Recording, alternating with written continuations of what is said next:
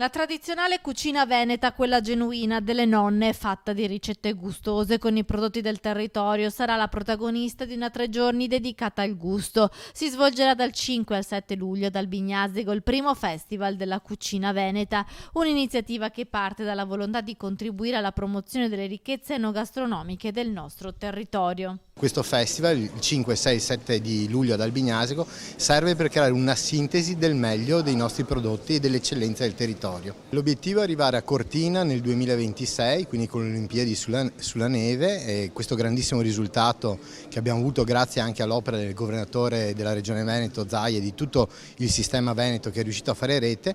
e portare la cucina veneta di fronte a un pubblico internazionale nel 2026. La manifestazione, patrocinata dalla Regione Veneto, propone eventi di degustazione con 2 tipologie di menù, uno solo di pesce e l'altro di carne, e poi laboratori, show cooking e dibattiti sulla cucina tradizionale veneta. Lo scopo è quello di unire le imprese del territorio con la cultura, coinvolgendo la cittadinanza. La nostra regione è la prima regione italiana per prodotti di qualità e specialità tipiche, un patrimonio di identità, gusti e sapori che si specchia nella cucina e nella ristorazione veneta. Valorizzare la buona tavola veneta significa dunque restituire valore aggiunto al settore primario. Ricordo che il Veneto ha 75.000 imprese agricole che danno 6 miliardi e 300 milioni di prodotti del primario, 91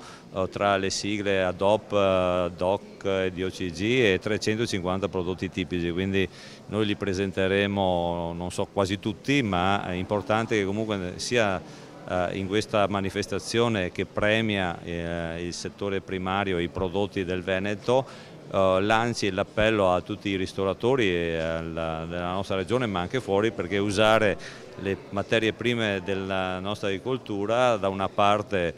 si dà un prodotto di alta qualità alla nostra cucina, quindi a tutti i cittadini, dall'altra parte diamo anche un reddito alle nostre imprese agricole.